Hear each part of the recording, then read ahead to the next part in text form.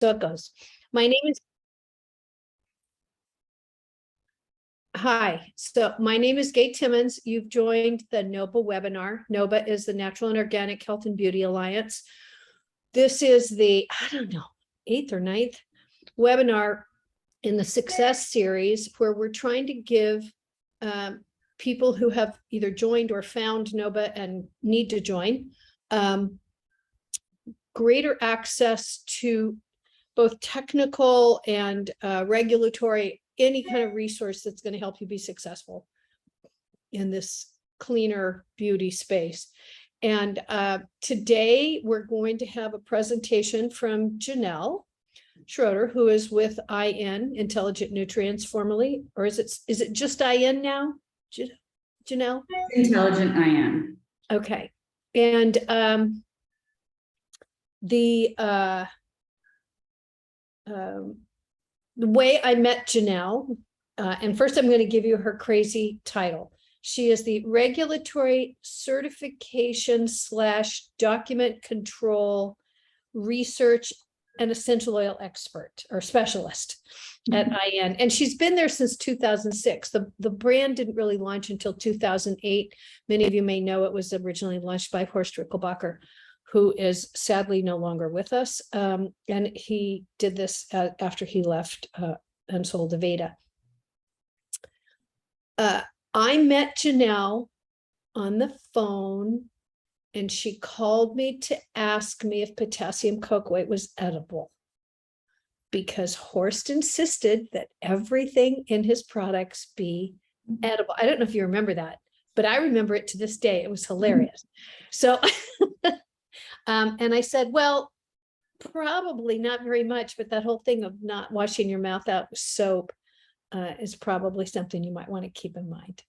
So I have to say, Janell is the most knowledgeable person I've worked with on packaging, and she and I consult a lot with each other on various regulatory issues, and she has been looking hard at what's going on in the packaging space. So she's going to go over a lot of this today. She's going to talk about a lot of the definitions that are being used. Furthermore, I believe we have another presentation. Is that going to be a little film from, I will let you introduce him, and take it away, Janell. Okay, thank you for that introduction. Katie, would you like to put the slides up?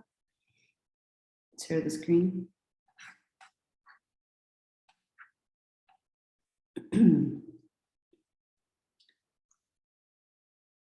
So this will be really more of an overview of glossary terms where it comes to packaging. There are a lot of terms, and I would say the best thing you can do is find a good packaging house and a good rep there, a sales rep, and talk to them about all of this stuff. And but hopefully with some of the information I give you today, you can come to them and ask them the really good questions and dive deeper on whatever it is you're trying to do in terms of packaging for your business. Next slide, please. So the definition of packaging.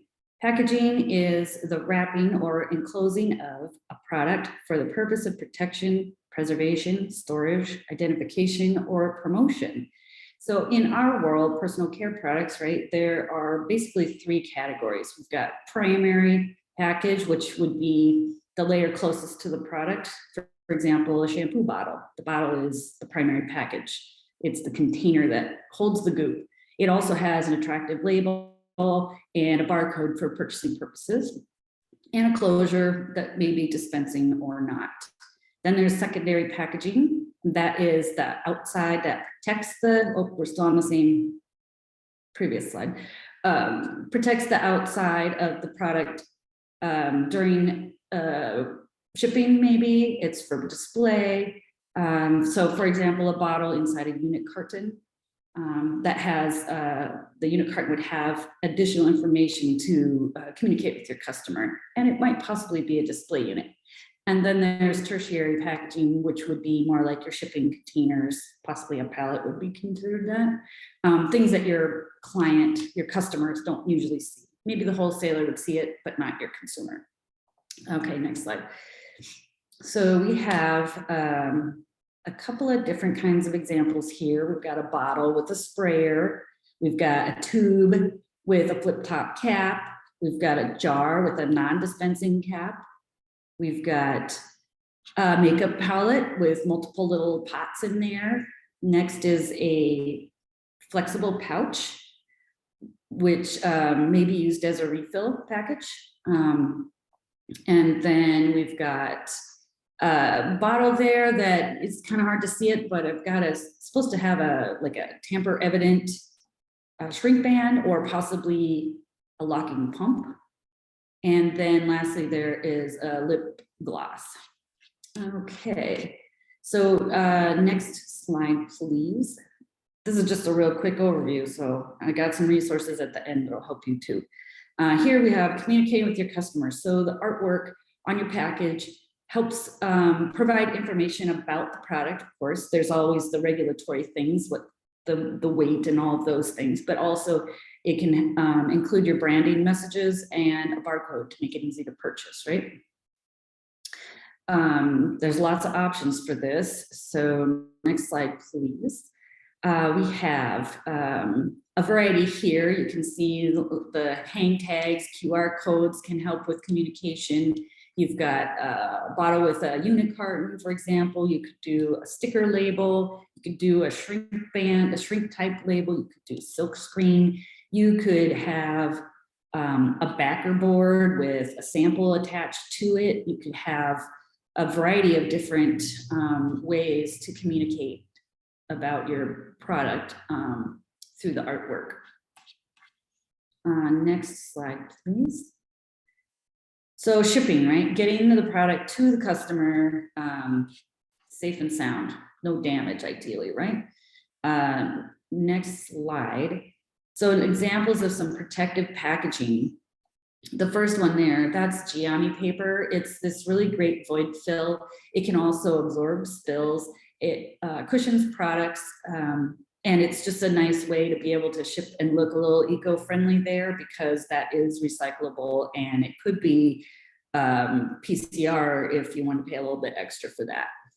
And it does look nice when you're doing an unboxing situation, because if you look at those packing peanuts below that, you'll see that those kind of, you probably all experience it, make a little bit of a mess. They have, sometimes there's some static cling. Next thing you know, there's packing peanuts sticking to the wall.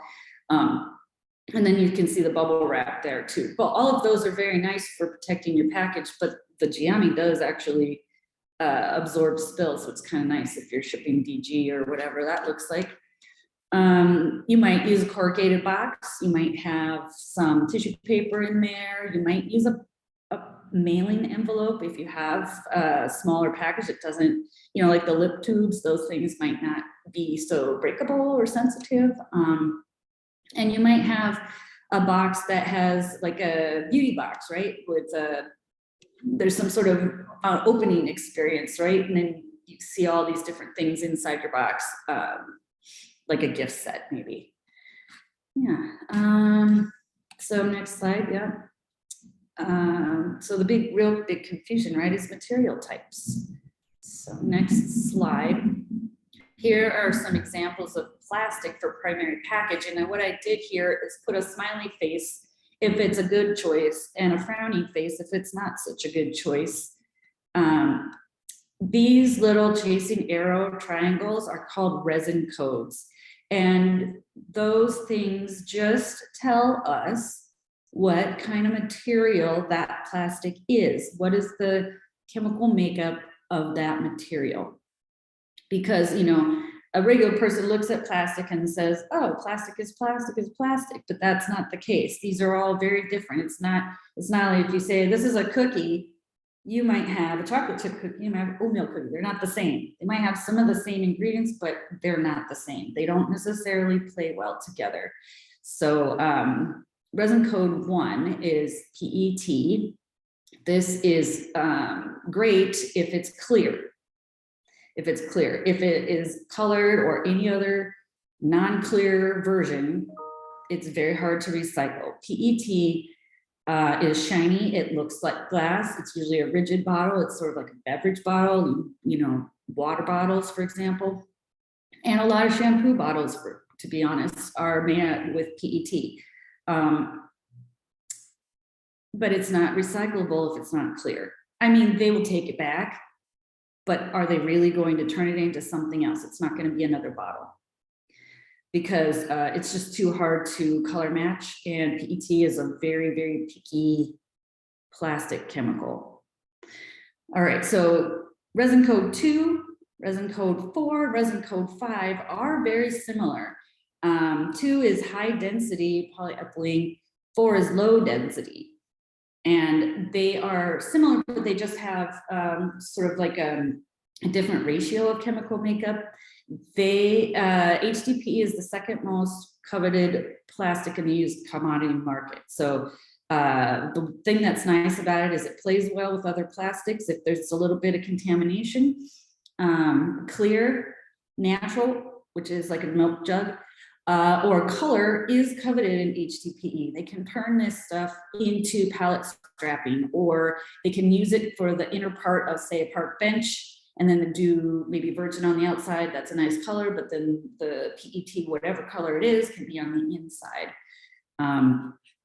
LDPE can go into that. The problem with LDPE, resin code 4, is that most municipalities aren't recovering it. So while it can be recycled, it really shouldn't be a frowny face. It should more be like a straight face. It's not the worst, but it's not the best. If it is flexible pouch, which is often LDPE, that is not recyclable at this time, not through the curbside anyway. It would have to be some sort of special take back program, and there's a lot going on about that. You can discuss during the Q&A if you like. But resin code 3 there, PVC, not recyclable. They just don't know how to make it back into something else. Resin code 6, PS, polystyrene, that's styrofoam, also not recyclable at this time. Resin code 7 is the catch-all for anything that doesn't clearly fit in 1 through 6. So this is all other materials, PLA, which is that compostable plastic, ABS, which is the acrylic, nylon, mixed materials, something that has maybe a combination of plastic materials in it. Or maybe it's got a metal component to it, or they're like, you know, a CD, for example. A CD is mixed materials. There's a little piece of metal in there too, so they would call this other. And none of those are recyclable at this time through your blue box, you know, your blue bin. Yeah, those would all require a take back program. So requiring your consumer to make the effort to recycle that material. Let's go to the next slide. Here are some alternative materials aside from plastic, right? Plastic is kind of what we use the most, but then there's glass. There's aluminum, and then there's some new materials, for example, mushroom leather, which obviously that's just a mushroom there, but they're making leather out of it now. Some brands I've heard are using like palm leaves to wrap their packaging, like as a secondary package, not necessarily primary package, to be honest. And then there's this really cool thing coming up here called water-soluble foam, essentially a Tide Pod.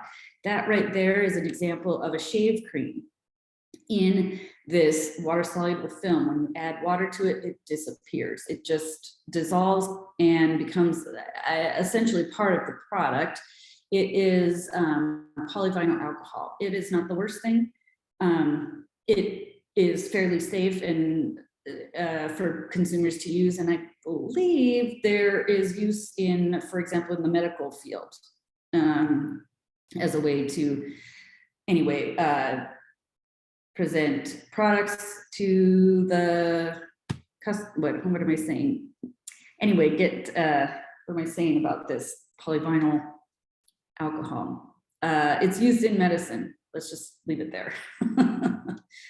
And then I think that is my last slide. Here is my address, my email address, my phone number, which is a little out of whack right now.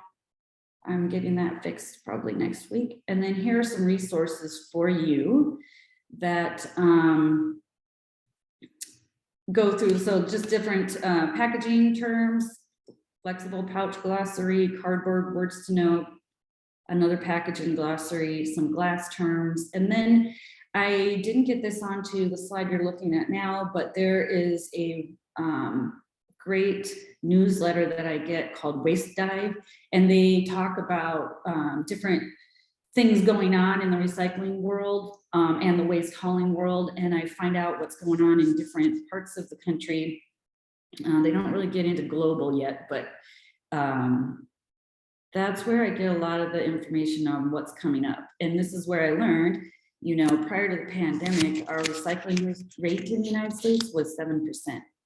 During the pandemic, it dropped down to 6% as municipalities decided what to do with their resources. And they determined that maybe it was better to pick up the waste and hold off on the recycling.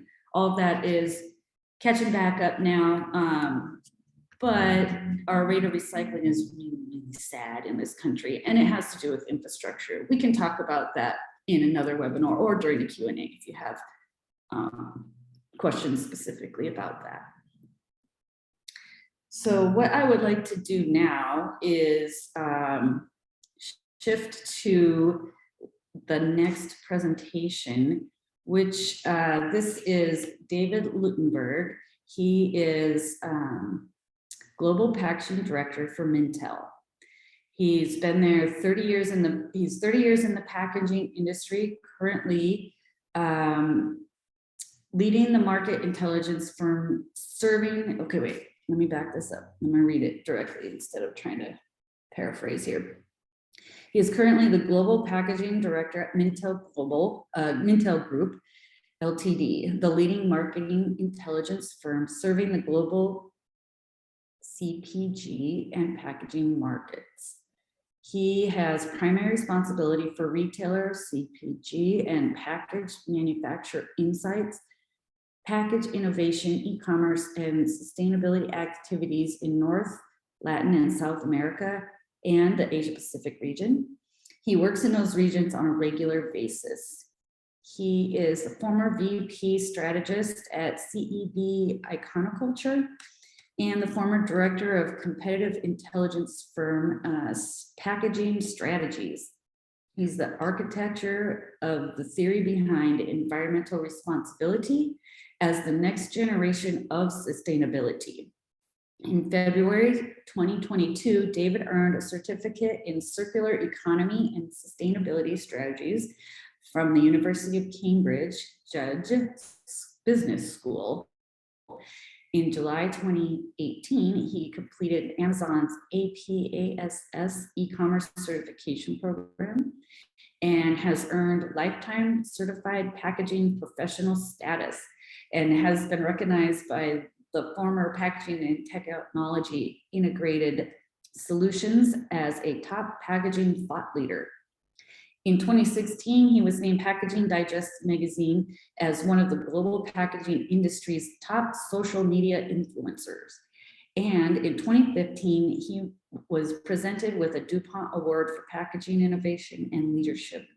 He's been interviewed and quoted by NPR, CNN Business, Forbes, the Wall Street Journal, Time, and many other major publications and media outlets. He's provided expert witness testimony related to intellectual property, copyright infringement, and packaging design and marketing.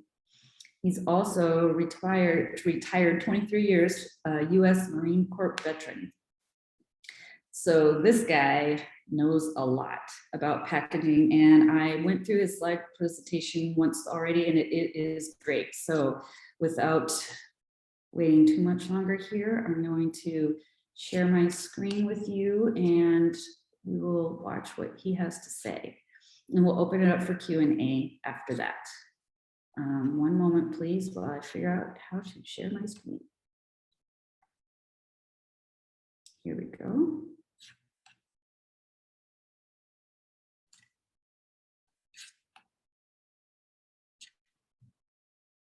Here we go.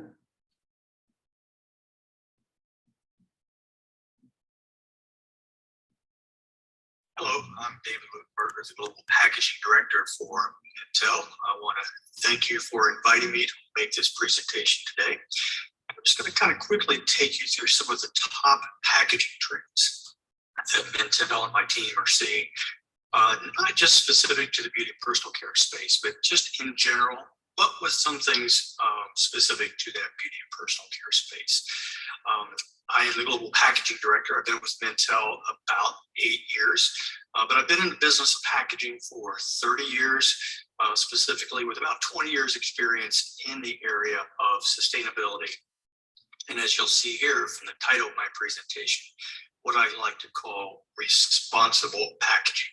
So with that, I'm going to take you through some of our bigger trends that we're seeing happening today.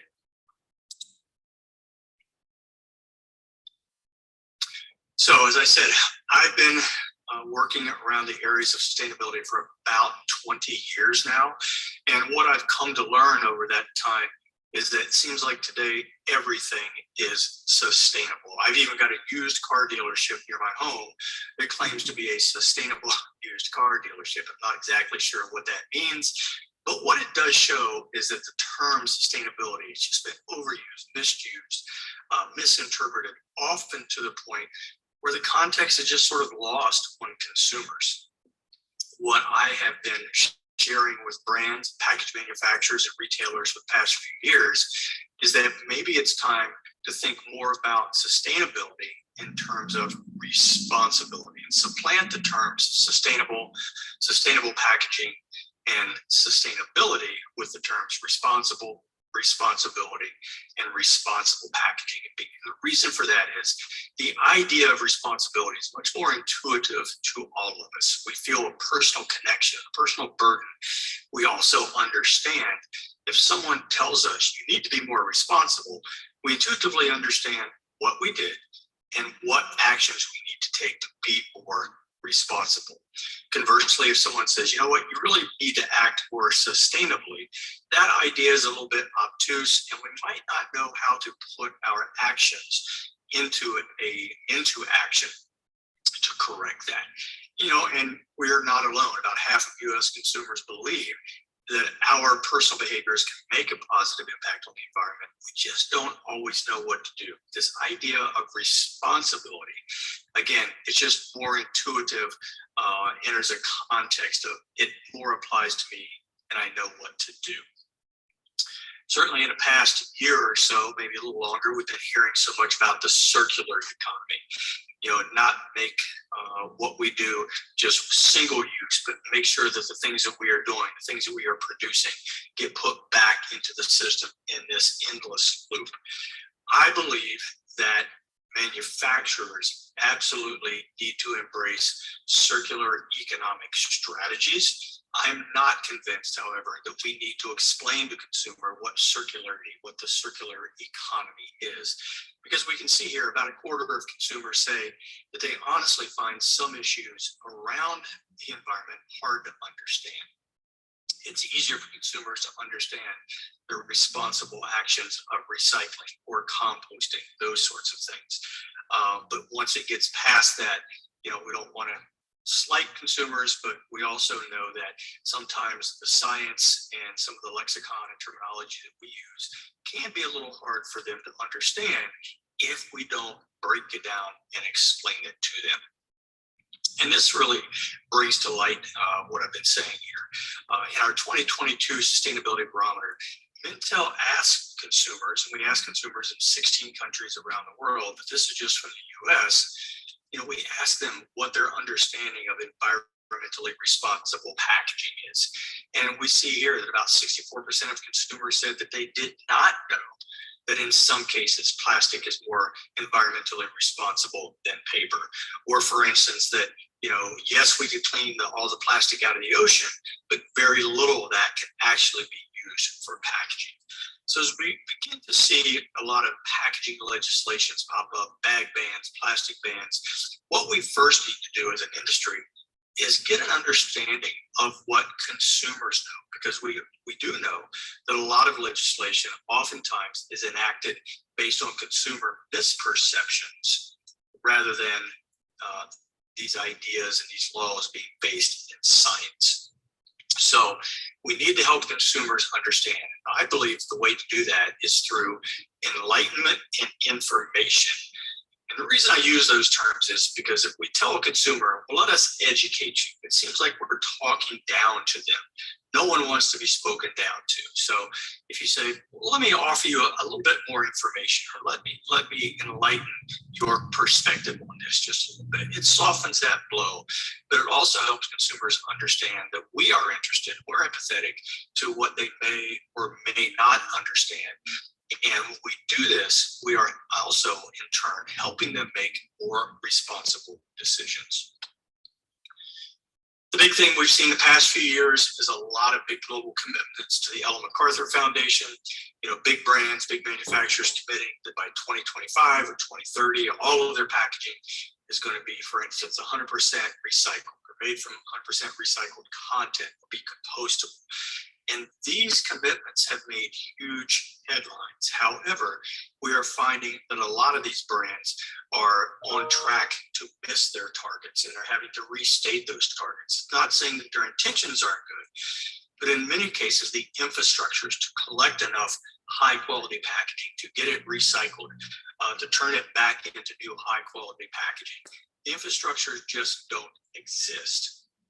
The other thing that I see here is that it's good for consumers to see what these big brands have committed to. But what's really important here is to understand, what can a consumer do? Always take it back to that consumer perspective. What does it mean for them? It's great if you are producing using 100% renewable energy, but we don't see you reducing the price of your products to reflect your energy requirement usage reductions there. So always take it back and make it what I call hyper actionable. And what that really means is, based on the inputs that you are providing, what does it mean to the consumer? How can they take action? Can they actually recycle something? Is something actually backyard compostable versus industrial compostable?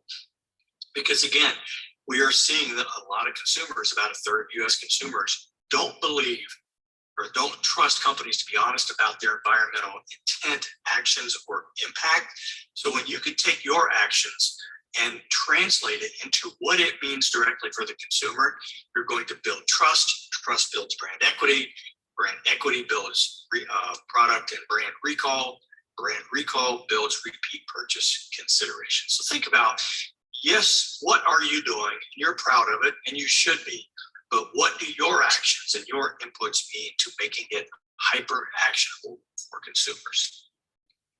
The other thing that we've begun to see is that consumers really want to see some quantification of the claims that is being made on products and on packaging.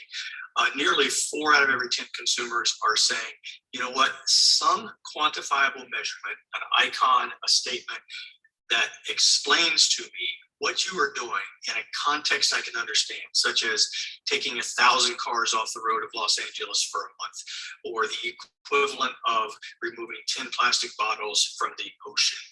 These are the things that we're seeing in food packaging, drink packaging, beauty and personal care packaging. And it's not just about we've reduced our carbon footprint, or we're working toward carbon free or carbon neutral or carbon balanced, but helping a consumer really understand what that means. And when we speak about carbon, we also believe that in the next few years, that total carbon calculation, that carbon footprint, is overwhelmingly going to be the measuring stick that we are working toward globally. It's hard to quantify sometimes to say, well, our production is more sustainable or our transportation is more sustainable. But this quantification of carbon reduction, carbon emissions throughout the entire life cycle, throughout the entire supply chain, it's easier to break down. It's what they say, how do you eat an elephant? Well, one bite at a time. That's the way it is with carbon reporting. I can calculate and report the reduction of my carbon emissions in sourcing, in production, in transportation, in distribution. So we believe the carbon calculations, carbon reporting is overwhelmingly going to be that measuring stick moving forward that brands are going to begin to use and the consumers are going to demand to see. We've already begun to see a little bit of this. Here's an example in the dairy category or plant-based dairy category where this Oatly brand has calculated their carbon reduction right on that front panel, but then they've dedicated that side panel to actually helping the consumer understand what that calculations mean. And again, through our sustainability barometer, we see that a little more than a third of consumers say some type of labeling shows the impact based on CO2 emissions would encourage them to purchase.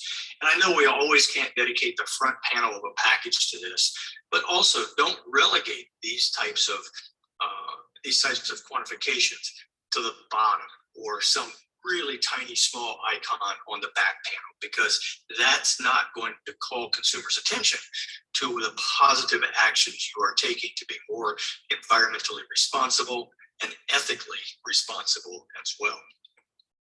What we have seen in the beauty and personal care space is this new Eco Beauty Score Consortium. It's really a harmonized tool throughout the world. We've seen about 50 brands in the space committing to this. And it's basically looking at the product environmental footprint, which is basically the total carbon footprint. But what I like about this is that it's going to be a common science-based methodology where we can compare apples to apples, oranges to oranges, apples to oranges, those sorts of things, when looking across end-use categories, subcategories, even regions, pack types, distribution methods, whether it's air, sea, land. It's going to put all of this on an equal footing. So then we can report to consumers in a manner that's going to be consistent and which they can understand. I really support these types of harmonized tools. These open innovation tools allow everyone to participate and to compete and to report on an equal footing. The other big trend that we have seen, certainly we all have heard about, we need to eliminate plastics. We need to reduce plastics. And that is true. We do need to reduce our use of plastics. We also need to reduce our use of all materials. I do not believe that any elimination is the way to go. It's not a good strategy because there are many cases when a plastic package may be the more environmentally responsible choice. We do need to reduce our use of plastics, for instance, but I don't believe any of us would really want to live in a world that is free of plastics, that we really want to live in a world that is plastics optimized or packaging optimized, using the least amount of packaging that's required for safe transportation, distribution, even dispensing, looking at second life. That's what's really important. And reduced package usage is an on-pack claim that's really resonating with consumers. And I think, again, here, it's really important to not fall into the trap of saying we are eliminating plastic or our package is the most environmentally responsible or it's more responsible than plastics, because there are 8 different criteria that go into the definition of sustainable packaging, and you'll see that later in this presentation. But no one pack material can claim all of those attributes, and therefore there is no one pack format, pack material that can claim to be the most sustainable. Every material has advantages and disadvantages. What we need to do better as an industry is to help consumers understand, with this product, with this package, in this region, with this use occasion, at this point in time, this is why we are using this package material or format. And you can see here what Amazon has done. And Mintel worked with Amazon on this to get the messaging right, to get the communication tool right, to explain to consumer that when they get a non-recyclable plastic bag delivered to their home rather than a corrugated box, why, in this specific occasion, a non-recyclable plastic bag is the more, not the most, the more responsible choice at this moment in time for this product.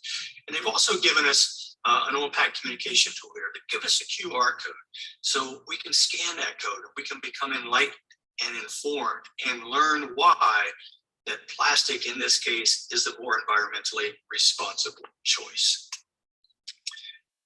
When we talk about recycled content, we're seeing many, many packages today whether it's glass, metal, paperboard, rigid, flexible plastics, calling out the inclusion of post-consumer recycled content, or PCR. And this is working well to reduce our use of virgin materials. But we have to think about a couple of things. There are often times when we are making a package with recycled content, but that package is still not recyclable. And we need to explain that to consumers, that just because a package includes recycled content does not always mean it's actually recyclable. But the bigger picture here is that we should be calling out to consumers when we are reducing our use of virgin materials, whether it's paperboard, whether it's plastic, whatever material it is, because it's an attribute that you have deemed to be important. You're paying for it, but you're not communicating it. You're not making that a purchasing driver or motivator for consumers in many cases. And here we see three examples of paperboard, plastics, and paper, where recycled content has been used up to 100%, but there are no graphics, no icons, no violators, no banners to call this out to a consumer's attention. And we do know that the percentage of consumers who are saying, you know, the inclusion of recycled content, or to know that a package is recyclable, is beginning more and more to drive by repeat purchase consideration. So here's three examples that, you know, well-known brands, but they're just not differentiating themselves by calling out the fact that they're using recycled content. So here on the right, you see the definitions, the 8 criteria of sustainable packaging.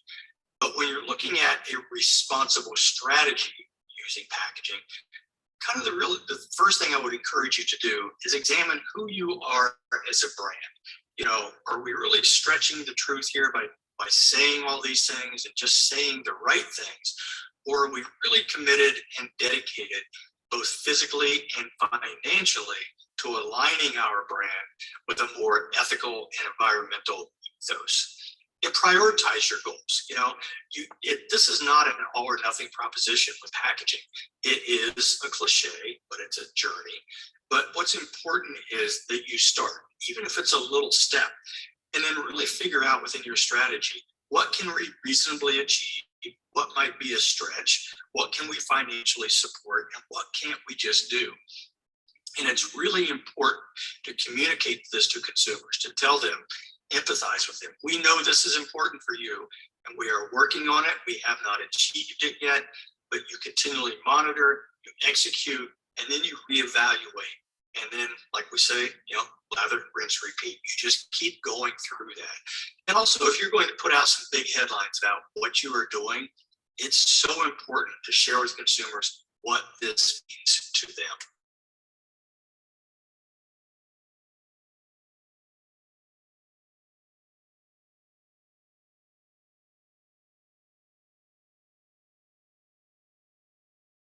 The consumers began to see packaging not just as too much or wasteful, but they began to see it in a means that they saw that it protected their products. It safely got them to their garages or to curbside pickups, and it protected them as well. And we began during the pandemic to see some overt marketing on pack of antimicrobial or safety coatings.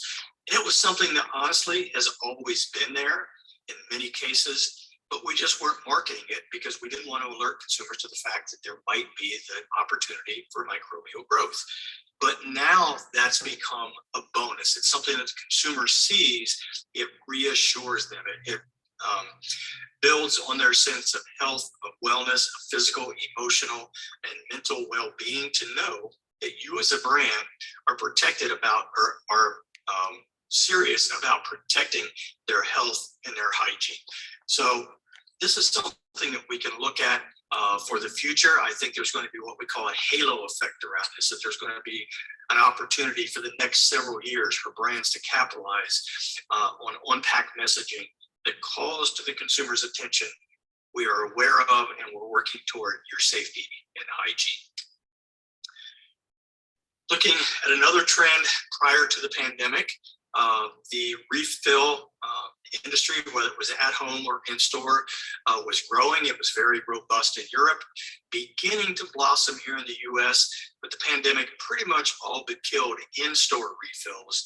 But we're beginning to see some technologies that are very interesting, or not necessarily technologies, but some exploitation of messaging, of familiar pack types, of some new pack types that are beginning to reintroduce the ideas of refill, particularly at home and in e-commerce. We're beginning to see, like we see in the upper left here, the Georgianics.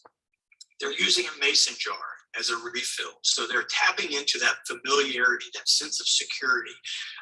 And also that mason jar gives us the sense that we're doing something at home, going back to when our parents, our grandparents used to can to save money. So they're also conveying a value proposition here by using an old-fashioned style can that evokes when times were better, when we did things to save money, trying to allude to the fact that refills can save you money. With the example from Tana Harper, we're seeing, they're putting right on the secondary pack that this is a refill. So we're beginning to see a lot of innovation in terms of reintroducing refill, both from a convenience and a safety and hygiene, as well as an environmental aspect to refills. The other thing coming out of the pandemic was this whole burgeoning touchless society. So in-store refills, we're beginning to see apps, scans, in the use of NFC, being able to tap a machine with our mobile phones, so we can really break into that touchless society. And again, that gives us a sense of health and well-being, even in an in-store refill, to know that the person before us hasn't put their hands all over the touch screen, and it's a touchless refill use occasion. You're going to be seeing a lot more of this blurring of ethical and environmental responsibility among brands. I talked about we've been in the era of sustainability for 20 years, moving into responsibility. We've also begun to see the emergence of the ESGs, the environmental, social, and governance covenants. But very quickly, we have begun to see the emergence of the United Nations 17 Sustainable Development Goals. The reason for that is because consumers are taking to task brands, package manufacturers, big corporations, and saying, we want to look behind that curtain. Yes, we like your product, but we're going to look behind the product and see who the brand is and see if you are acting in an ethical and environmental responsible way. We can see here about a half of US consumers say they're prepared to boycott products and brands that behave unethically. Unethical behavior includes anything from irresponsible use of land and water to not supporting diversity and inclusion, to help supporting zero hunger. So while the environmental and social and governance goals are sort of a general, the sustainable development goals are very specific. I've begun to see some instances where brands and package manufacturers are communicating what they're doing in terms of ethical and environmental responsibility by using one or multiple of these sustainable development goal icons, giving us what we call this show and tell graphic to very quickly show and tell consumers what they are doing to be more ethical and environmentally responsible. We're beginning to see the emergence of these types of ethical responsibility actions manifest itself in terms of on-pack communication. Here we see with the Impossible Burger, they've shown us that the production of this product uses 87% less water. Our carbon emissions are 89% less. That we're using 96% less land to produce this product than it would be if it's an animal-based proteins. And consumers really like to see this. They like to see labeling that shows or quantifies the impact of the products that they are buying in terms of land use, water use, distance traveled, reduction of carbon. So anything that you can do to tell a consumer what you're doing is great, but when you can show and tell a consumer through some very intuitive graphics, that really goes a long way to building brand equity and trust and equity come into play during brand recall and repeat purchase consideration. One of the last things we've seen here most recently was tougher economic times as consumers have budgets and they're trying to stick to them. We always know that in tough times, when supplies become a little tougher to come by, and right now, particularly when the supply chain has been stretched, that the cost for ingredients, the cost for packaging materials has gone up. We also see that sometimes brands will reduce the size of a product, maybe reduce the size of a package, but not necessarily call your attention to this. This idea of shrinkflation, shrinking the product or package size based on cost. This is where trust and transparency really comes into play, because we see here Mondelez was recently criticized because they reduced the size of their bar. They talked about the package, that you could actually twist, fold this package to save some of it later to preserve freshness, which is good. But then they took it a step further and they claimed that they reduced the product size to proactively help reduce obesity. And that's where sort of the disingenuous claims came into play here. They really got called out on that. On the other side of this, when economic times are tough, we don't always want to give up the rewards or indulgences, but maybe we want to bring those experiences into our home rather than going out to enjoy them. So I think here with this Nespresso and Starbucks, they've done a really nice job of communicating on the front of the pack that one capsule is far cheaper than buying an equivalent size product at your local coffee shop. We call this anchoring, where it utilizes this cognitive bias that causes us to make or to be influenced in our decisions by giving us a good trade-off or communicating a good value. So at the end of the day here, what we've got here is begin to think about what you are doing in production, sourcing, manufacturing, packaging, distribution. Are your efforts responsible? Are you acting responsibly? Are you acting ethically?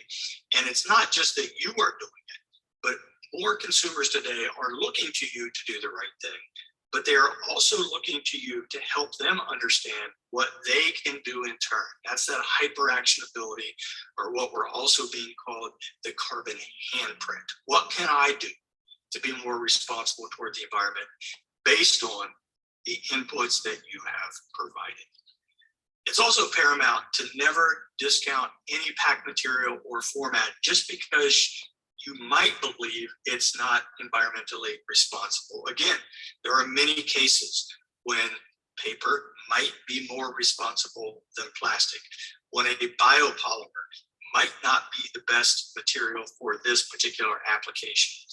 Glass is infinitely recyclable, but it's heavy. Flexible packaging is very lightweight, but it's not recyclable in most cases. So really look at across the entire supply chain throughout the entire life cycle and find out in this use occasion, in this region, which package might be the more responsible choice at this moment in time. And finally, think about the value you're giving to consumers. Help them understand that you may be using a pack type, or you may be reducing a product or pack size at this point, but be honest about it, because consumers, we now have what we call that zero moment of truth. We've all heard of the first moment of truth.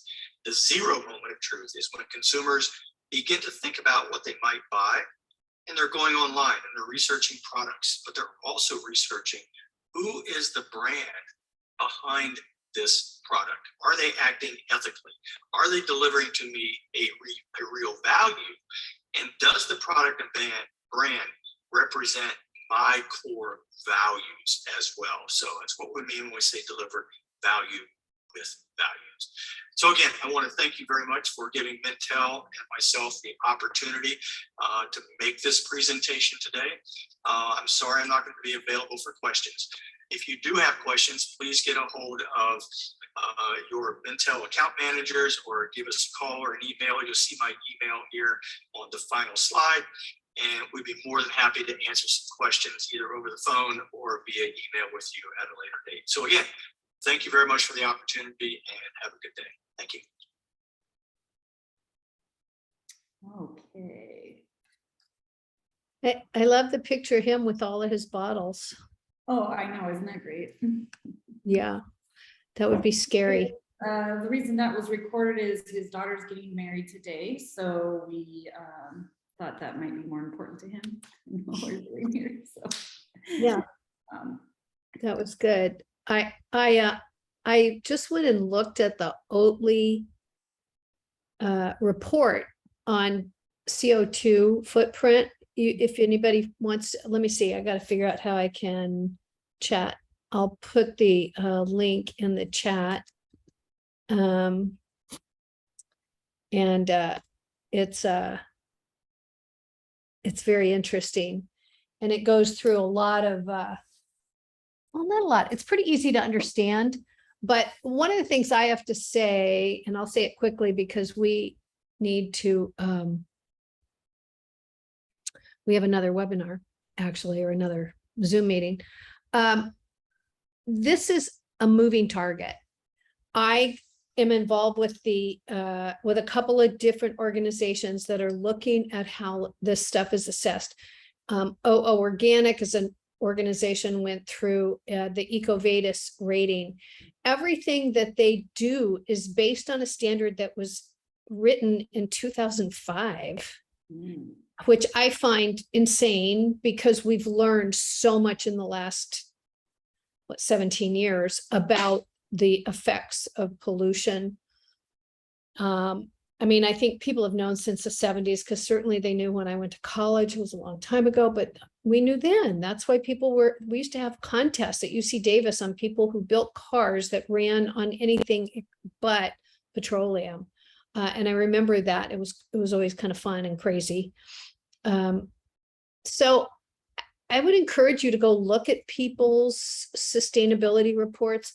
This Oatly one, which is a little hard to find. If you go into, I went to the Oatly site and I couldn't find it. And then I just put in Oatly CO2. And it took me right to a report called Climate Footprint Oatly, or that link. Others are much more about, I would say, peripheral issues, a lot about energy, a lot about energy usage. And so I'm not always very impressed with that. So I'm going to really read this Oatly one carefully and see if we can't generate one for, and if we can do that, maybe we can kind of make a template for other smaller companies to do their own CO2 footprint. There's some calculations I know you can do. And actually one of our former employees just went off and got a master's degree in environmental sustainability and policy at Tufts. So in theory, she's up to date on the latest scoop. So thank you so much, Janelle. What's the next event, Katie? Or Janelle, somebody? Yeah, I just put it in the chat. Okay. It is the VP of Sustainability at Berlin Packaging. And it will be at our regular time, 1 o'clock Pacific, on Thursday, October 27th. Okay, great. And then, yeah. So let's see what happens. And this will be uploaded to YouTube in the next couple of days. Thank you. I'm available. Shoot me an email if you have packaging questions. I'll do my best to respond. Thank you. Okay, everybody. Thanks so much. Thank you. Bye.